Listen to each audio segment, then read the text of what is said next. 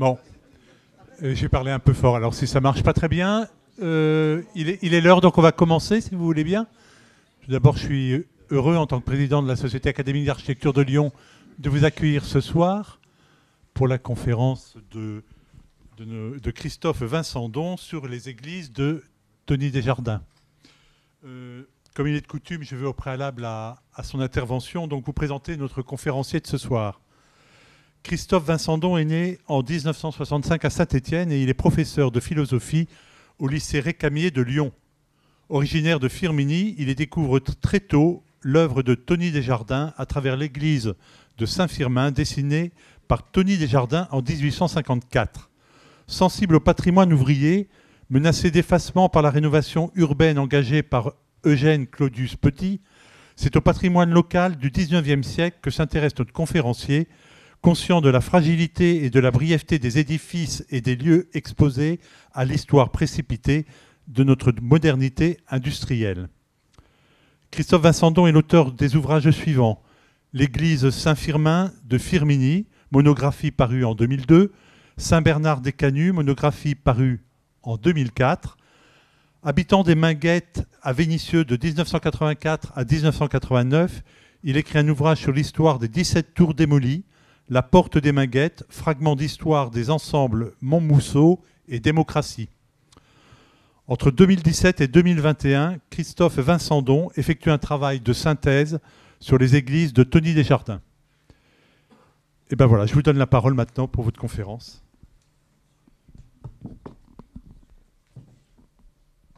Oui, donc je remercie vraiment la Société académique d'architecture de Lyon, Monsieur le Président, Mesdames et Messieurs, donc les académiciens. Je remercie aussi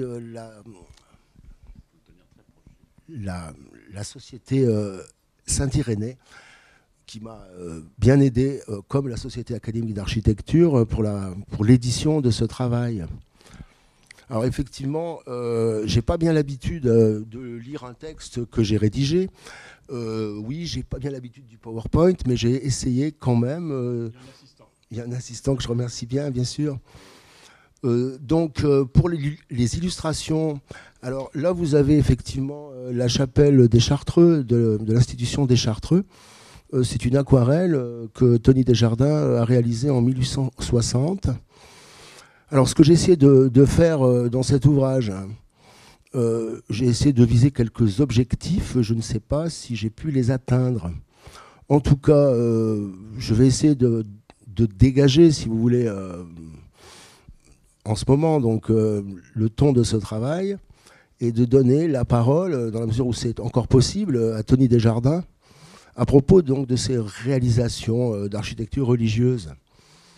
Donc pourquoi s'intéresser aux églises de Tony Desjardins, qui fut architecte du diocèse de Lyon?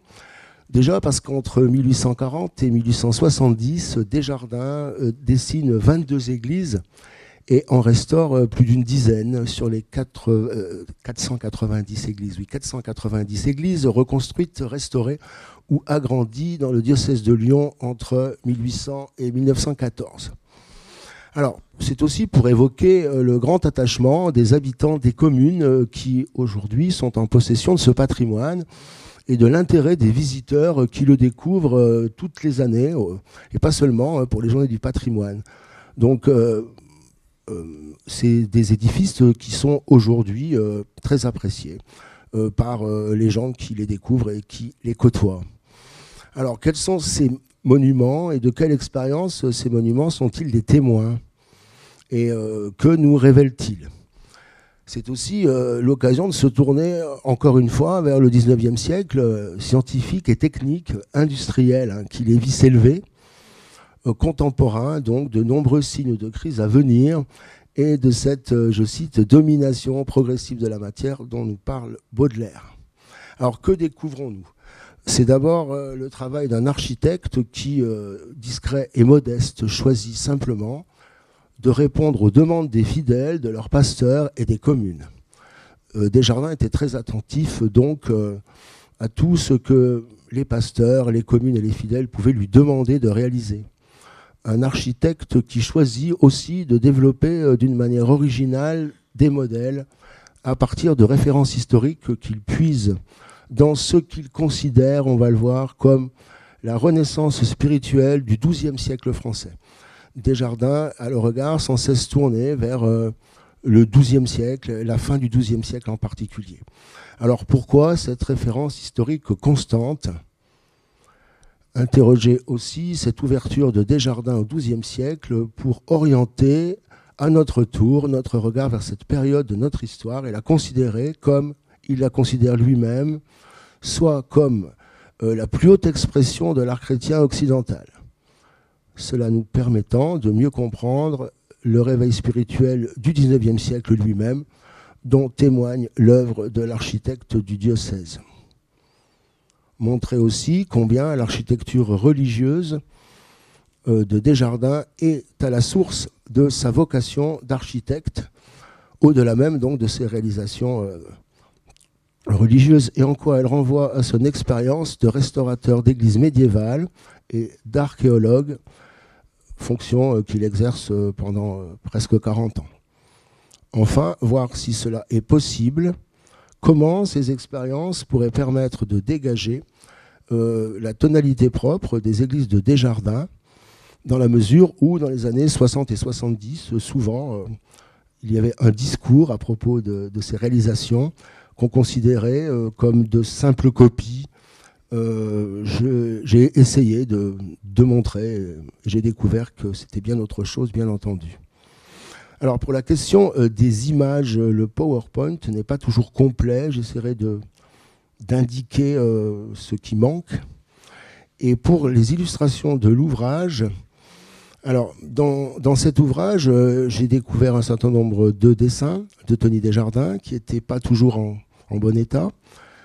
J'ai donc reproduit avec quand même un souci d'exactitude un certain nombre de dessins. J'en ai présenté d'autres. Alors pourquoi j'ai redessiné parce que les photographies, s'il avait fallu photographier correctement les édifices, j'aurais dû avoir recours à l'aide d'un photographe professionnel. Donc ayant renoncé à ce choix, j'ai essayé, par ces dessins, de rendre compte d'une tonalité qui correspond à ce que j'ai pu mettre à jour dans le texte, en quelque sorte. Donc là, vous avez un portrait de Tony Desjardins.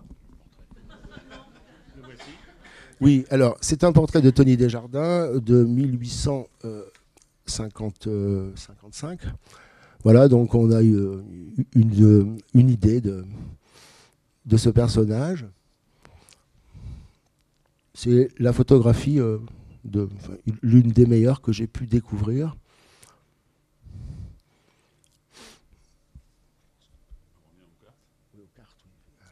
Alors là, vous avez des cartes qui représentent justement, qui présentent l'ensemble des édifices que Desjardins a conçus. Les chapelles qui sont en petit nombre, et puis donc les nombreuses églises paroissiales. C'est l'ensemble du diocèse en fait, avec un certain nombre donc dans la région à Lyon et proche de Lyon, un petit peu dans le Beaujolais, le Rouennais, et enfin dans la vallée industrielle, essentiellement la vallée de l'Ondaine, voilà. Donc, et Montbrison aussi. Donc on a une idée de la localisation de ces édifices. Donc alors, pour présenter, si vous voulez, la personne de Tony Desjardins, un petit peu. Voilà, on peut. Merci. Donc Antoine Desjardins naît le vendredi 29 juillet 1814 sur les rives du Rhône, au Port Saint-Clair. Le dimanche 31 juillet, il est conduit à l'église Saint-Polycarpe, où il reçoit le baptême. D'un milieu modeste, comme le souligne son biographe Claude-Émile Perret de la Menue, dans son discours prononcé à la Société académique d'architecture de Lyon le 2 novembre 1882, donc juste après le décès de Tony Desjardins, le père de Tony Desjardins est présenté comme dessinateur sur soie. Le jeune Desjardins dessine beaucoup pendant son enfance et va acquérir très tôt des qualités qui sont reconnues à l'école Saint-Pierre. Adolescent, il voyage à Munich où il passera 2 années chez son oncle. Il maîtrise l'allemand et ne cessera de s'intéresser à la culture germanique et à la civilisation boréale. Il parle le danois.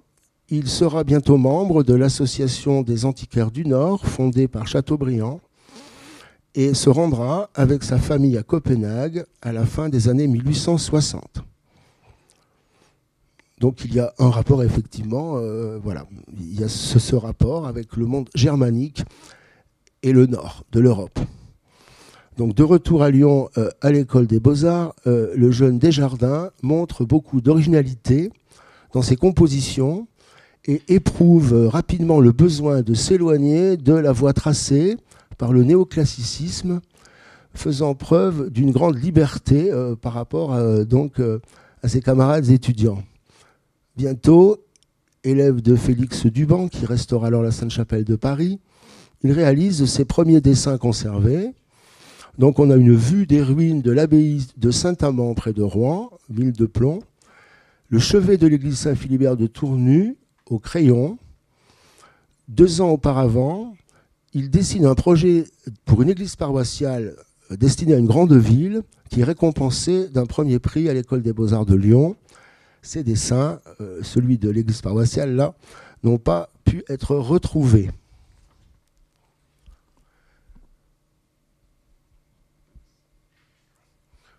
Donc, âgé de 25 ans, le futur architecte du diocèse va dessiner la façade de Notre-Dame-des-Marais de Villefranche-sur-Saône. Donc là, vous avez effectivement le premier dessin publié de Tony Desjardins, la façade de Notre-Dame-des-Marais. Alors, dans ce dessin, il apparaît plus sensible à la manière dont l'édifice réagit à la lumière qu'à la définition technique des différents éléments soulignés par les proportions de l'édifice. La dimension plastique prime effectivement sur l'approche analytique. C'est donc, si vous voulez, une certaine expression, l'expression d'une sensibilité romantique. Dans les illustrations qu'il réalise pour la seconde édition du manuel d'architecture religieuse du Moyen-Âge de Perret, qui paraît en 1848, Desjardins présente une série de dessins qui exposent de multiples exemples de l'art chrétien du 5e au 16e siècle. Plusieurs de ces dessins proviennent de sources inédites ayant été relevées pour la première fois sur les monuments eux-mêmes. Donc on a des édifices tels que l'église d'Ainay, par exemple.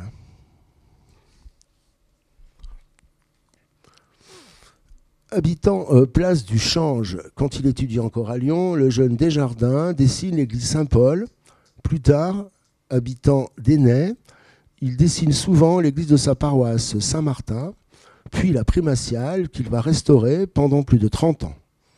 Très tôt, Desjardins s'inspire de l'architecture religieuse médiévale et son refus du néoclassicisme de l'école, comme son intérêt pour l'art chrétien dès ses origines, lui font dire à propos de sa découverte de Ravenne combien s'y manifestent, je cite, « les premiers essais et les premiers efforts d'un art qui cherche sa voie et qui poursuit une expression capable de rendre les aspirations d'un idéal tout autre que celui de l'Antiquité. » Fin de citation.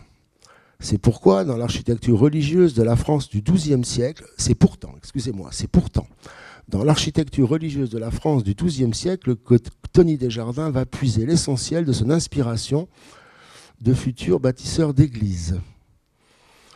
Donc là, dans le PowerPoint, vous n'avez pas effectivement les documents iconographiques qu'il faudrait.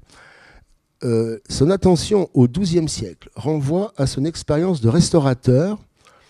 Sa première restauration en 1842, que lui confie Charles-Auguste Questel, lui-même élève de Duban et futur restaurateur de Saint-Martin-d'Ainay, est celle de la petite église de Salles en Beaujolais. Donc Desjardins sauve l'église et le cloître de la ruine, rend au clocher son aspect d'origine et conçoit une façade en harmonie avec l'ensemble de la modeste abbaye. Cette restauration est évoquée en ces termes par Eugène Méhu en 1910. Alors, je cite, « Ce fut le début de la merveilleuse carrière de ce jeune artiste qui avait de bonne heure attiré l'attention. Les habitants du village découvrent alors l'abbaye telle qu'elle se présentait au XIIe et voudraient voir l'ensemble du cloître reconstruit, tant Desjardins sut rendre au regard ému un reflet de ce qu'avait été l'église autrefois. Consolider les murs, les voûtes, détruire les plafonds de plâtre du XVIIIe siècle, mettre à jour les piliers et leurs chapiteaux, tel est l'essentiel du travail de restauration qui rend enthousiaste le jeune Desjardins qui, quelques années plus tard, à Notre-Dame de Belleville, va ressusciter les décors peints, comme l'atteste le mémorial rédigé lors de cette restauration. Je cite ce mémorial, « Zélé pour la conservation des édifices religieux et par la connaissance qu'il avait des monuments de l'époque romane sortant des mains des artistes de cette même époque, Desjardins permet aux artistes et à la foule des curieux d'admirer le brillant vêtement d'or et d'azur dont l'église est parée, comme à ses premiers jours. » Donc, fin de citation. En 1845, l'intérieur de Saint-Pierre-de-Vèze que Desjardins vient de reconstruire est entièrement décoré de rinceaux, de frises et d'étoiles, comme celui de la chapelle Notre-Dame de la Paix de Rive-de-Gier et celui de la chapelle de Vaurenard, premiers édifices néogothiques conçus par le futur architecte du diocèse.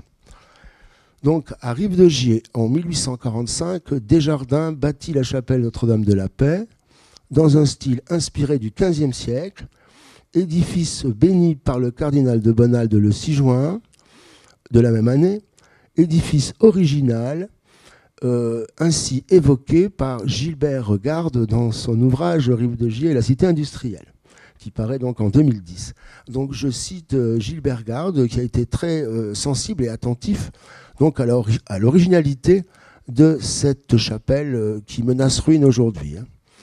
Donc ainsi, sur les pentes du mont Pilat, la nature apprivoisée tend vers le ciel un bouquet d'acanthes imparti, stylisé de 10 manières, bourgeons plus ou moins épanouis, crochets sur les rampants, feuilles retournées, maîtrise de la flore médiévale qui en dit long sur la qualité des sculptures et de l'architecte, la Sainte-Chapelle de Rive-de-Gier, œuvre d'art sans équivalent connu.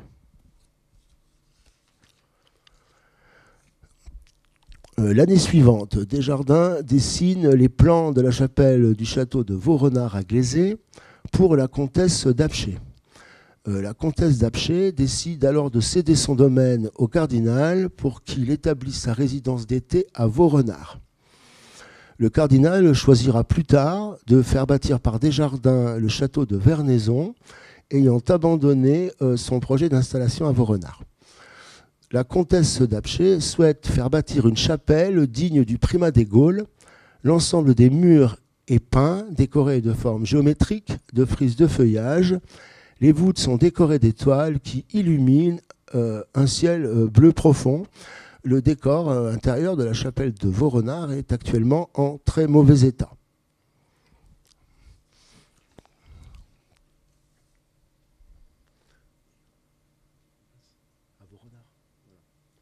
Donc là, la chapelle de Vaurenard, voilà.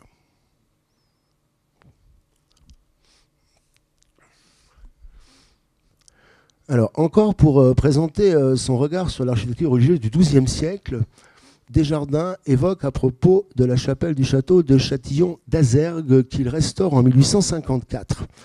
Il parle du modèle grave qui exprime l'austère doctrine des ordres monastiques.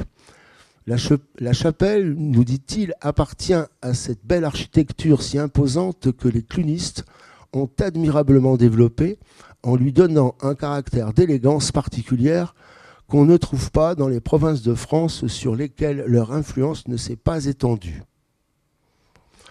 Il parle de sobriété, de grandeur, des premières années du XIIe siècle.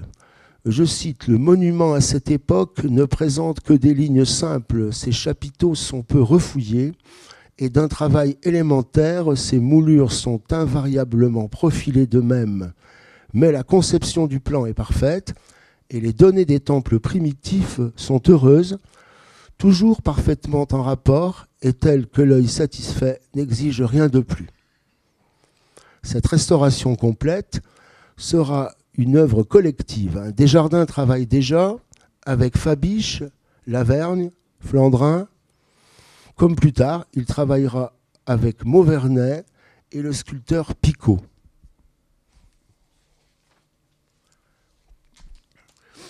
En 1852 a lieu la restauration de l'église de Saint-Georges de Rhénas, dont il reconstruira la façade en harmonie avec l'ensemble de l'édifice, puis la crypte de l'église Saint-Irénée de Lyon, en y installant une suite de piliers cylindriques de marbre rouge, concevant l'ensemble du décor en style, entre guillemets, carolingien. Enfin commence la longue restauration de la primatiale, qui débute en 1849 pour s'achever en 1882. Il la visite encore avec son fils Paul la veille de son décès, le samedi 10 juin 1882. Édifice dont la restauration inspire.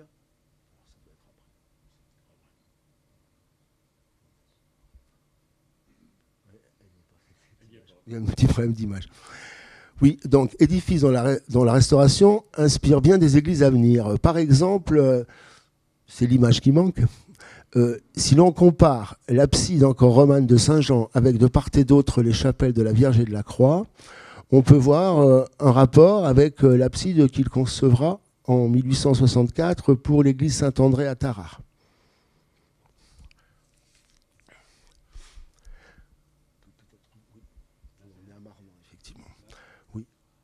En 1846, Tony Desjardins dessine la nouvelle église de Marnant. C'est un plan qu'il adopte et qu'il développera plus tard à Firminy, à Villechenève et à Valsonne. Plan qui allie la gravité solide du roman avec les premiers élans du gothique, plan dans lequel la hauteur des collatéraux et la puissance des contreforts révèlent encore cette inspiration du XIIe siècle, ce passage du roman au gothique qui l'intéresse tant. La lumière arrive indirectement par les collatéraux, produisant une tonalité particulière à ces églises, surtout celles qu'il dessine entre 1850 et 1860. Donc là, vous avez une photographie de la nef principale de la cathédrale de Soissons. La cathédrale de Soissons qui, si on fait des comparaisons, est sûrement l'édifice qui inspire le plus Tony Desjardins. Donc la cathédrale Saint-Gervais et Saint-Protais de Soissons. Considérant toujours la seconde moitié du XIIe siècle comme la plus haute expression de l'art chrétien, Desjardins va relier cet élan spirituel à celui auquel il participe lui-même. En effet, je le cite, « Il s'agit de commencer une nouvelle croisade en faveur du Moyen-Âge ». Il affirme cela dans son discours prononcé le 24 juin 1856 devant la Société académique d'architecture de Lyon, discours qui s'intitule « Qu'est-ce que l'archéologie ?» La réhabilitation du style gothique dont il est question dans ce discours commence aussi par indiquer, je cite, « l'époque récente où l'attention de l'archéologie se portait seulement vers Rome et Athènes, sans jamais regarder les civilisations arabes, le bas empire d'Orient et d'Occident. » Puis, Desjardins rappelle encore combien le terme de gothique, devenu un terme de mépris, doit être revendiqué. Un art, dit-il, qui a fleuri pendant les 3 siècles qui ont formé toutes les nations européennes modernes.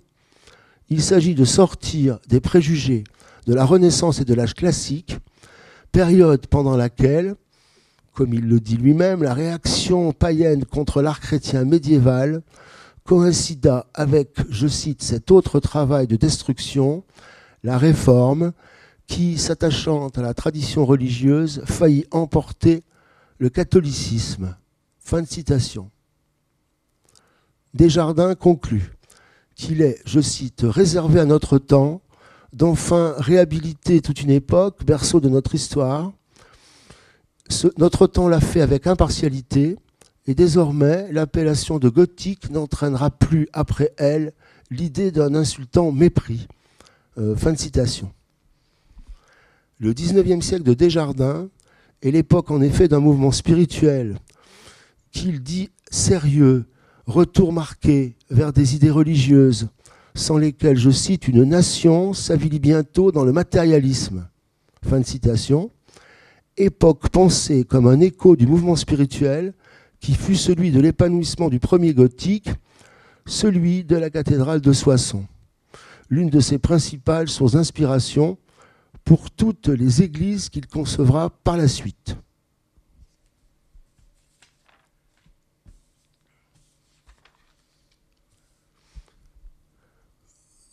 Donc les églises édifiées par Desjardins me sont apparues d'une certaine manière comme des citadelles qui exposent et défendent la foi de ses contemporains, contemporains de la première révolution industrielle, foi qui s'oppose nettement aux nouvelles superstitions, les croyances dans le progrès ou de nombreuses utopies.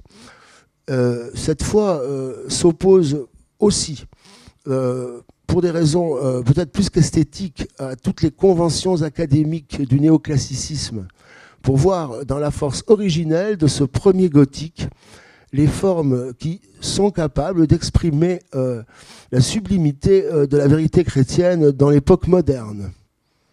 Pour Desjardins, seule la force expressive qui se dégage des églises du XIIe siècle paraît capable de demeurer à travers les siècles futurs et d'en affronter les tempêtes. Donc oui, l'église de Firminy, qui est construite entre 1853 et 1860, illustre avec netteté l'ensemble de ses choix.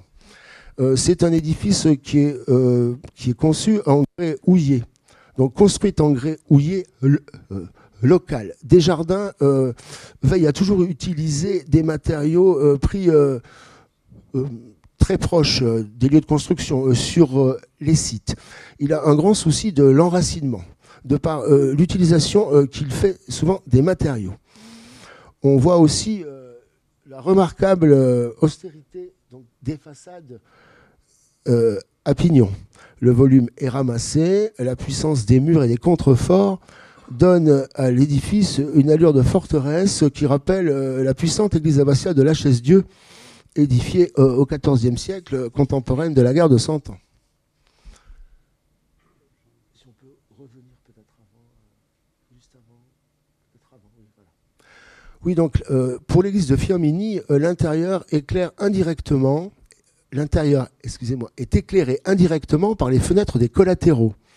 La hauteur des collatéraux par rapport à la hauteur de la nef centrale, très importante. L'ensemble du plan est composé suivant les impératifs de la liturgie tridentine, répondant avec précision aux demandes du clergé et des fidèles. Les collatéraux sont en quelque sorte des couloirs destinés aux processions.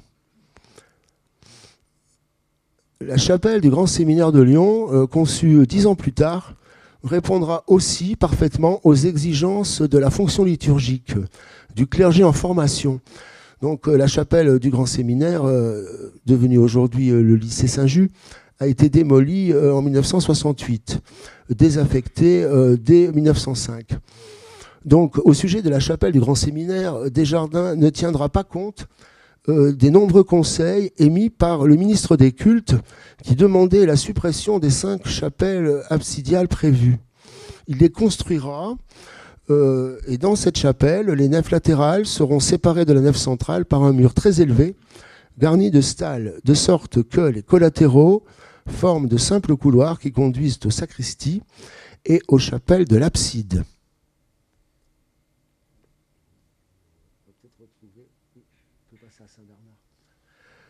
Oui, donc l'église Saint-Bernard de Lyon, construite de 1859 à 1866, inachevée. Là, vous avez le deuxième projet de façade qui devait surplomber la place Colbert, présente un édifice en accord avec le quartier dont il doit former le cœur. Quartier ouvrier, théâtre des révoltes des Canuts, survenu 20 ans plus tôt. Saint-Bernard de Lyon illustre cette volonté d'enraciner les églises sur les sites et dans le tissu social lui-même. Lorsqu'on regarde la lettre de Tony Desjardins datée du 8 mars 1859 au conseil municipal, voilà ce qu'il nous dit à propos du projet de Saint-Bernard. Le caractère architectonique de cet édifice placé dans un quartier habité par des ouvriers et entouré de constructions dont la simplicité est le seul mérite, devrait présenter des lignes graves, exemptes aussi de toute recherche et de toute ornementation superflue. Nous avons adopté pour cela le style ogival dans ses conditions les plus sérieuses et nous n'y avons pas admis d'autre décoration que les lignes d'une construction bien accusée.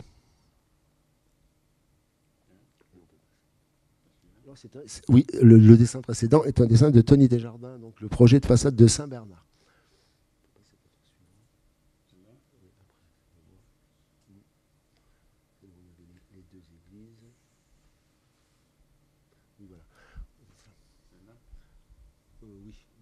Donc là, vous avez Saint-André de Tarare et la Primatiale. Hein, voilà. C'est l'image qui devait être projetée tout à l'heure.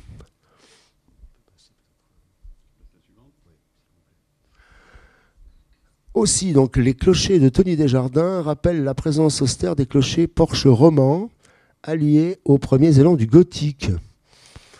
Donc là, vous avez la belle réussite du clocher de Notre-Dame-des-Victoires qui est placé au chevet de l'édifice. À Roanne, il conçoit le clocher peut-être le plus emblématique placé au chevet de l'église, voulu ainsi par le curé Ampère pour Notre-Dame-des-Victoires, paroisse ouvrière encore. Donc le curé écrit en 1860 que cette œuvre ne sera pas inachevée.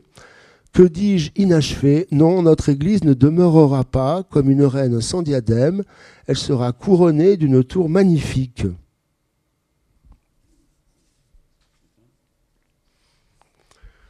Donc à la même époque, l'église de Fleury est dotée d'un clocher-porche. Ce n'est pas l'église de Fleury que vous voyez, c'est Notre-Dame-des-Victoires encore. Donc l'élévation latérale de cette église. Donc dans l'église de Fleury, on retrouve aussi peut-être un élément important de l'architecture religieuse de Desjardins et de ses conceptions. Donc l'église de Fleury est elle-même dotée d'un clocher-porche et l'intérieur de cette église multiplie les points d'appui et donne à l'édifice de taille très modeste des allures de cathédrale, les voûtes de la nef principale paraissant plus élevées par l'effet produit par la fréquence et par le rapprochement des colonnettes à chapiteaux. L'abside paraît plus lointaine, surtout depuis les premières travées de la nef principale. Donc, à Notre-Dame-des-Victoires de Roanne, les hautes colonnes paraissent surgir du sol comme escalader le ciel. Les fenêtres hautes, encadrées par de fins châssis, concourent à produire l'admiration et l'émotion qui rend possible cet écho, cet écho du premier gothique voulu par Tony Desjardins.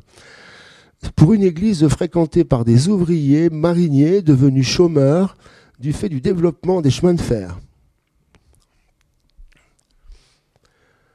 Si on veut interroger les acteurs de ces projets, on peut considérer que c'est bien entendu à l'édification d'un nouveau blanc manteau d'église que participe Tony Desjardins, voulu par les fidèles, le clergé et les communes, mais tout de même pris dans un vaste mouvement de construction contemporain d'un important accroissement de la population et de l'exode rural vers les villes industrielles.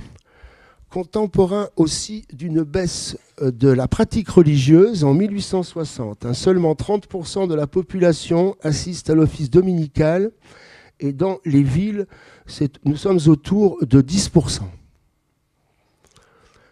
Par-delà les nombreuses difficultés financières rencontrées et l'insuffisance des aides de l'État, c'est l'engagement des acteurs de tels projets qui demeure par exemple accessible dans un extrait du discours prononcé par le curé Bravard lors de la pose de la première pierre de la nouvelle église de Firminy, le 7 juin 1857. Donc je cite un extrait de ce texte.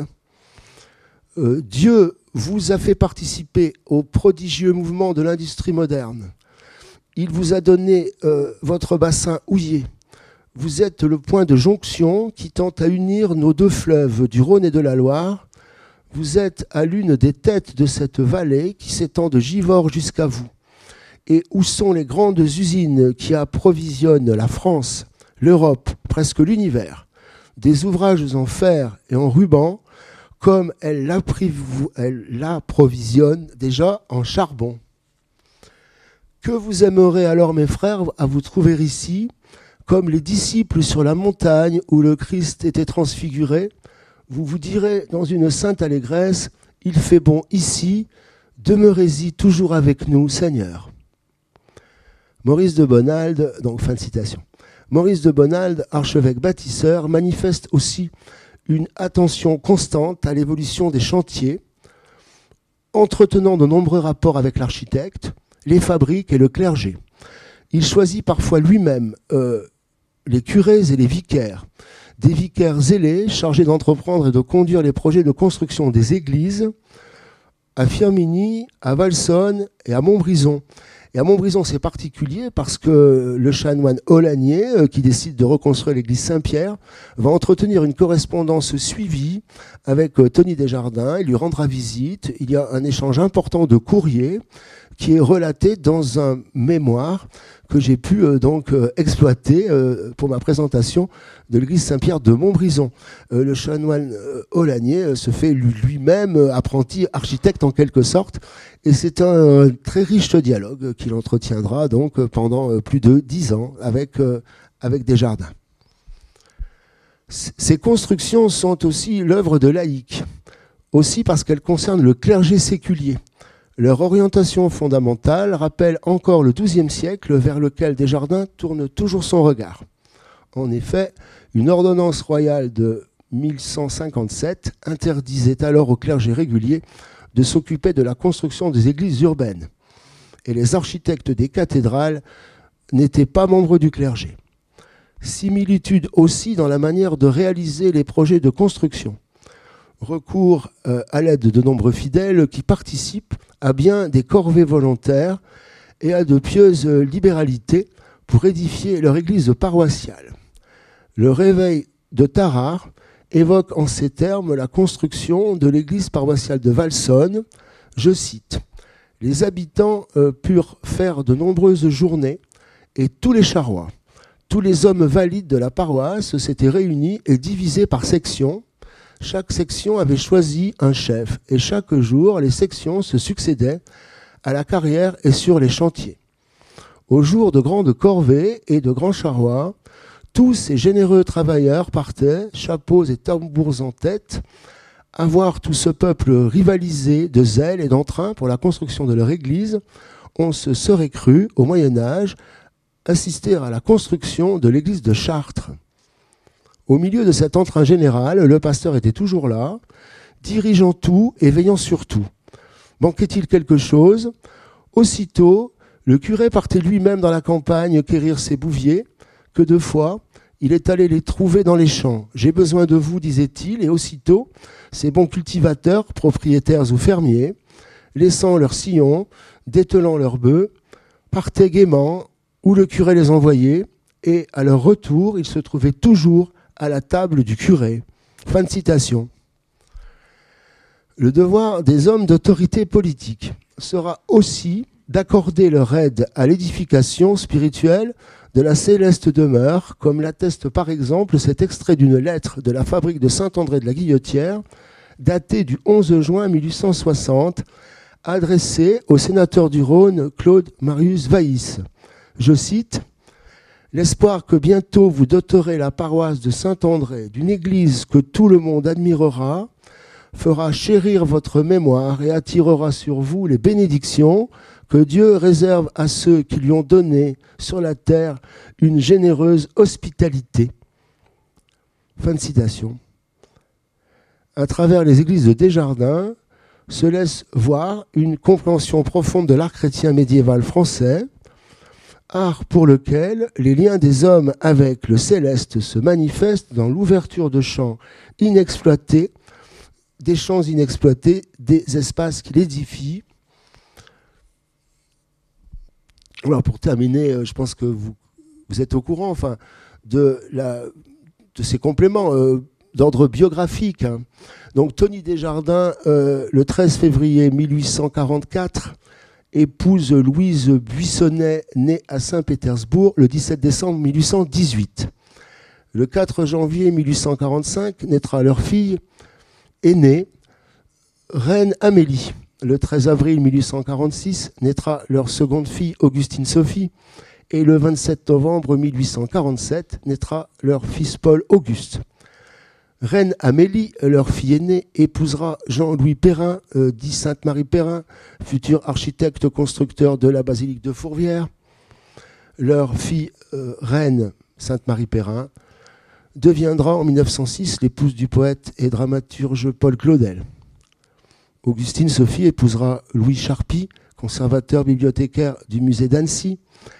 Et Paul Desjardins épousera Marie-Louise Cécile Perrin, sœur de Sainte-Marie Perrin, l'architecte. Paul Desjardins étudiera à l'école des beaux-arts de Lyon et de Paris et devient en 1879 chef du cabinet Desjardins et architecte des monuments historiques. Il lui revint de terminer certaines églises laissées inachevées par son père, en particulier l'église Saint-André de la Guillotière, toujours sans clocher, et le beau clocher de Notre-Dame des Victoires à Roanne.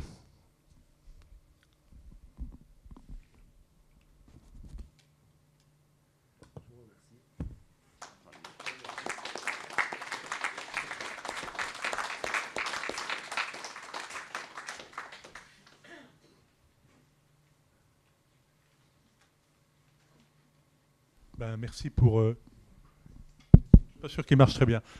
Merci pour cette présentation de l'œuvre de Tony Desjardins, exhaustive, hein, visiblement. On a encore un petit peu de temps, donc si l'un ou l'une d'entre vous a des questions à poser à notre conférencier, je lui passe le micro. Ce qu'on pourrait peut-être dire de façon complémentaire, c'est que Desjardins n'a pas fait que des églises. Alors, ça aurait pu être une des questions, en effet. Est-ce qu'on connaît l'œuvre de Tony Desjardins en dehors des églises? Tony Desjardins a construit beaucoup d'immeubles de rapport. Il a construit des villas, des châteaux. Il a construit donc les halles des Cordeliers qui ont disparu. Tony Desjardins, je ne sais pas si on peut le quantifier, mais je pense que le travail concernant les églises et les chapelles, c'est peut-être 30%, mais pas plus, de ses réalisations. En tant qu'architecte aussi en chef de la ville de Lyon pendant toute cette période. Alors la rénovation du Palais Saint-Pierre, la construction de l'aile qui se trouve sur la rue du président Édouard Herriot. Oui. La restauration de l'hôtel de ville avec ses admirables dessins, effectivement. Oui, effectivement. Oui, oui, oui. Près de Saint-Nizier, oui. Oui, oui. Bien sûr, oui, oui. Mmh. C'est vrai. Mmh.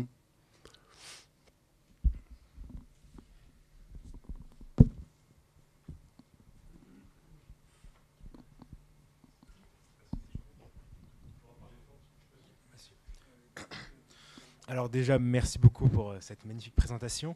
J'ai une question par rapport aux églises. On sait qu'aujourd'hui, il y en a beaucoup qui sont menacées soit de destruction, soit reprises pour d'autres utilisations. Est-ce que les églises qui ont été bâties par Desjardins sont elles aussi, quelques-unes, menacées par la destruction ou autre chose? Oui, alors effectivement, la crise actuelle fait que certaines églises de Desjardins sont menacées directement, peut-être pas de destruction, mais de transformation. Je pense à l'église Saint-Bernard qui se trouve sur les pentes de la Croix-Rousse, mais pas seulement. Vous avez la chapelle de Rive-de-Gier. Lorsque j'ai pu discuter donc avec les prêtres qui ont la charge de certaines églises, je pense à Tarare, dans un avenir prochain, la taille de ces édifices pourrait bien se traduire par, dans le meilleur des cas, leur transformation. C'est un patrimoine qui effectivement risque d'être fragilisé dans les prochaines décennies, c'est sûr. Avec le paradoxe d'un grand attachement des personnes qui les côtoient. Et très peu de ces édifices sont classés aussi. Quelques exceptions. La chapelle des Chartreux, par exemple, est une belle exception, puisqu'elle est classée donc à l'inventaire, mais la plupart des édifices de Desjardins ne sont pas classés. Alors on essaie d'en faire classer quelques-uns indirectement, en privilégiant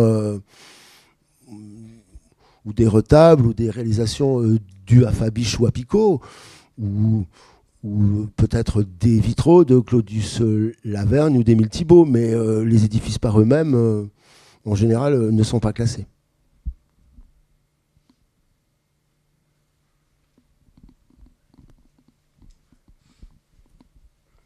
Sur cette question, je ferai simplement une incidente. Nous avons eu une conférence il y a quelques temps faite par Madame Mélanie Meignet-Philippe, qui est architecte également, et qui a fait son mémoire de diplôme sur la reconversion précisément des édifices de culte. Donc si vous voulez vous y référer, c'est sans doute enregistré dans les conférences des archives municipales. Merci beaucoup pour cette conférence. Moi, je me demandais simplement où est-ce qu'on pouvait se procurer le livre, du coup. Écoutez, je peux...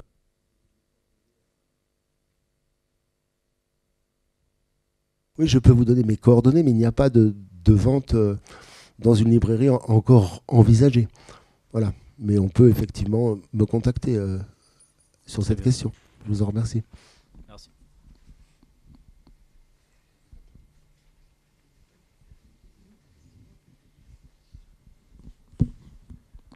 Oui, bonsoir et merci. Une question qui n'a pas à voir avec l'architecture.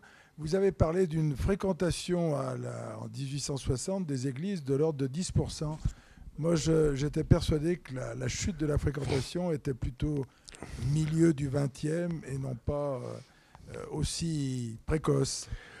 Oui, alors effectivement, j'ai été surpris moi-même de ce résultat. Il s'agit de 30% pour l'ensemble du territoire, avec des taux de fréquentation élevés dans le monde rural. Par contre, dans les grandes villes et les villes ouvrières, on a eu une baisse très importante, autour de 10%. Alors la source, c'est un ouvrage, attendez, je vais vous donner la source.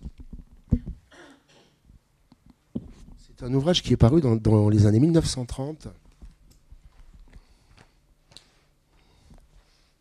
J'essaie de vous la trouver assez vite.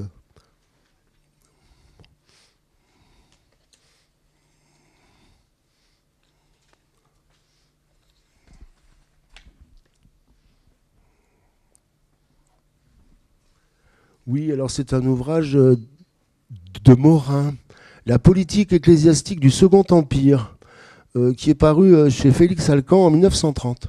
Donc, ouais. Voilà. C'est assez surprenant, effectivement, oui. Alors, ça concerne la fréquentation des églises pour l'office du dimanche. Hein. Voilà. Mais dans des quartiers comme la Guillotière ou la Croix-Rousse, et dans les grandes villes en général, le chiffre est autour de 10% en 1860.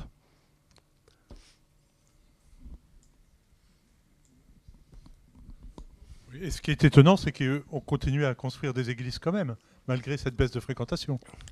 Je pense que la volonté d'en construire s'inscrit en rapport avec cette crise précisément. Ah oui.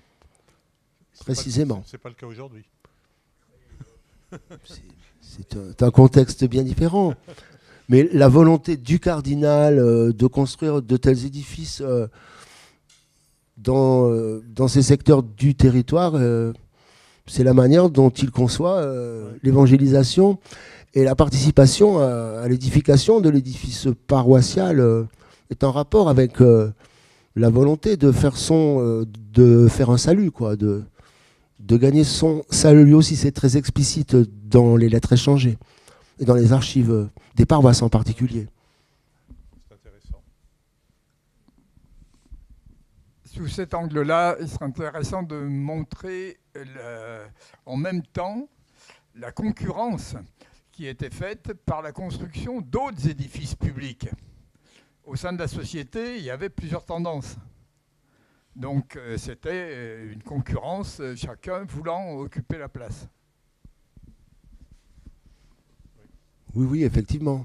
Même si la concurrence, la véritable concurrence, peut-être que je l'envisagerais plutôt à partir de la fin du 19e siècle, peut-être 1875 ou plutôt 1800. les années 80, où la concurrence sera plus importante encore. Je voudrais simplement signaler que, s'agissant du XXe siècle, nous aurons également une conférence sur la construction des églises dans le périmètre lyonnais, prochainement au mois d'avril. Donc vous serez informés, il y a un ouvrage conséquent qui vient d'être édité sur la réalisation des églises du XXe siècle à Lyon. Et la personne qui a réalisé, les personnes qui ont réalisé cet ouvrage viendront faire une conférence également. Donc on n'est pas particulièrement investi par le diocèse, mais s'agissant d'architecture, on se permet quand même de faire ce type d'exposé. Pardon.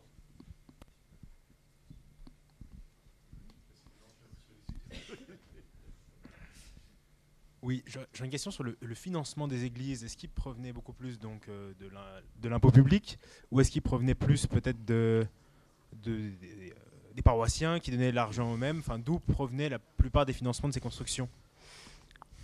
Alors, je ne sais pas si on peut, avec précision, le quantifier, mais globalement, grosso modo, peut-être un tiers de la part de dons privés, un tiers de la part des municipalités et du diocèse, et un autre tiers de la part du gouvernement, du ministre des cultes, oui. Mais ce n'est pas le ministre des cultes et le gouvernement qui a édifié ces églises, contrairement à quelques rumeurs relevant du préjugé tel que cela a circulé il y a peut-être 30 ou 40 ans. Ce n'est pas le Second Empire qui a voulu prendre une revanche en se chargeant de ces constructions. Bien souvent, il y a des manques financiers et des lacunes, ce qui fait que les paroisses doivent insister auprès du préfet pour que le gouvernement soit plus généreux, qu'il ne l'est spontanément. Et le Second Empire aide d'une manière très privée. C'est des personnalités qui vont participer, qui vont soutenir les projets. Ce n'est pas des projets de loi, si vous voulez. Là aussi, c'est important de le rappeler. Simplement une anecdote à mon petit niveau. Lorsque nous avons engagé des travaux à la ville nouvelle de l'île d'Avaux, nous avons sur la commune même de l'île d'Avaux une église Second Empire. Et la petite enquête que j'avais faite à mon petit niveau, qui n'est pas celle d'un historien, mais d'un architecte qui se voulait éclairer, j'ai appris que cette église s'est substituée à une chapelle romane qui était sur la colline, à l'initiative de l'impératrice Eugénie, qui venait dans la région chez un ami, le comte de Chevron-Villette, je ne sais pas s'il y a une personne qui représenterait éventuellement cette famille, et qui, voyant depuis la demeure de Chevron-Villette une église romane en perdition, paraît-il, aurait financé ou fait financer la réalisation de l'église qui est en place aujourd'hui à l'île d'Avaux. Alors c'est à vérifier, mais c'est l'anecdote que j'ai eue à cette époque-là. Donc l'impératrice Eugénie était très motivée pour démolir éventuellement des églises romanes pour les faire remplacer par des églises plus contemporaines. Oui, à ce propos, justement, le rapport de Desjardins avec les démolitions, Desjardins n'est pas un architecte diocésain qui a beaucoup démoli des églises médiévales. Des fois, il ne pouvait pas faire autrement, mais c'était du fait de l'insistance des populations, des villages. Je pense en particulier, il s'est vraiment battu pendant plus de 10 ans pour sauver l'église médiévale de Anse. Et c'est la population, le clergé local qui a vraiment insisté pour que l'ancienne église donc d'Anse soit démolie et remplacée par d'ailleurs une très belle réalisation de Tony Desjardins. Lorsqu'il rebâtit l'église romane de Bourg-Argental, Tony Desjardins travaille sur un chantier dans lequel l'église romane est pratiquement entièrement déjà détruite. Voilà. Pour ce qui est de Saint-Pierre-d'Evèze, effectivement, on peut peut-être regretter la démolition de cet édifice, mais qui était très disparate aussi. C'était quand même, c'était une période où l'architecture religieuse visait toujours une unité de style et avait des difficultés à sauvegarder des édifices qui, c'était souvent le cas, avaient été construits en plusieurs étapes avec des siècles de distance. Mais ce n'est pas un grand démolisseur du patrimoine, contrairement à certains qui, à la même époque, et surtout à la fin du XIXe siècle, ne vont pas hésiter, y compris Sainte-Marie-Perrin, à démolir de très belles églises du Moyen-Âge pour les rebâtir dans le même style. Est-ce que Tony Desjardins a rassemblé une équipe autour de lui qui retravaille toujours avec lui, aussi bien dans les bâtiments religieux qu'ecclésiastiques? Et est-ce qu'il mène un travail de recherche historique auparavant, antérieurement? Je pense que Tony Desjardins, d'une manière assez libre, s'est beaucoup intéressé à l'archéologie. Donc indirectement, en particulier le chantier de Saint-Pierre-de-Vèze l'a bien intéressé, puisqu'il y a eu beaucoup de fouilles à cette occasion, qui concernent aussi bien le Moyen-Âge, mais encore des vestiges romains. Tony Desjardins s'entoure d'artistes dès ses premières réalisations. Il est toujours à travailler donc, avec Lavergne et Fabiche pour les plus célèbres. En particulier, il charge de la statuaire donc, le sculpteur Fabiche. Autrement, Tony Desjardins, par rapport à sa profession, était l'élève de Dupasquier. Il a fait la place donc, à l'atelier Duban à Paris au moment de la restauration de la Sainte-Chapelle. Et parmi ses élèves les plus illustres, on a Claire Tisseur qui a construit sûrement plus d'églises que Tony Desjardins, la génération suivante. Et bien entendu, Abraham Hirsch qui était chef de chantier sur le grand séminaire, et qui est devenu ensuite architecte en chef de la ville de Lyon et constructeur donc de la grande synagogue.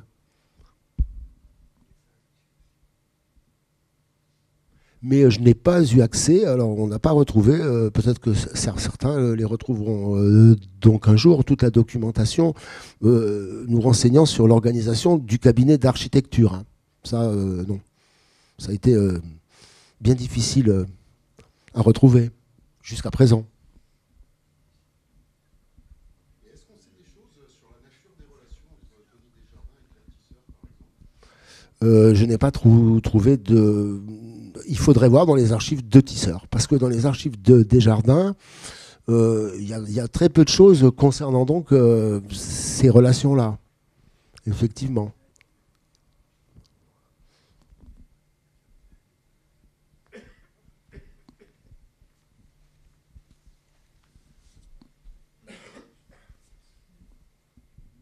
Alors, je ne veux pas vous parler d'église, mais j'ai exploré les bâtiments du parc de la Tête d'Or et j'ai été surprise de découvrir un pavillon au nord qui est un ancien bureau d'octroi qui a été construit par Tony Desjardins. Est-ce que vous avez trouvé des traces d'archives de ce genre de construction ? Il y a l'orangerie aussi, effectivement.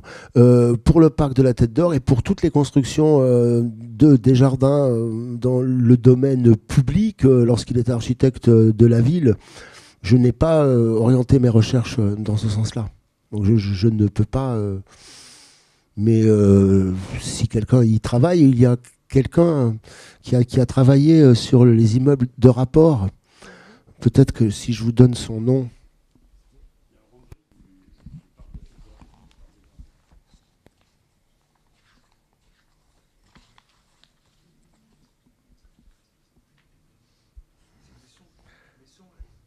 Oui, vous avez le travail.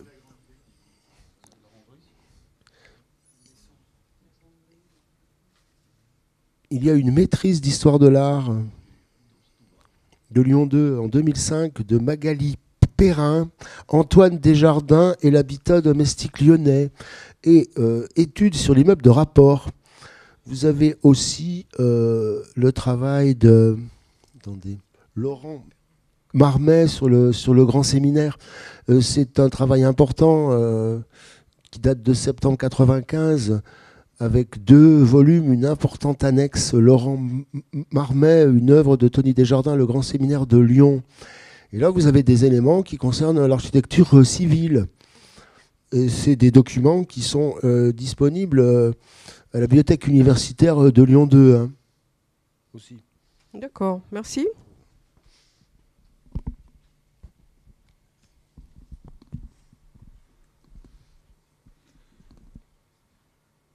Y a-t-il encore une question avant de clore Bien.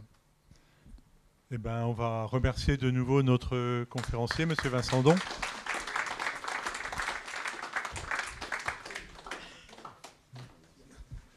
Et avant de nous quitter, je voudrais vous indiquer que notre prochaine conférence sera le 7 mars.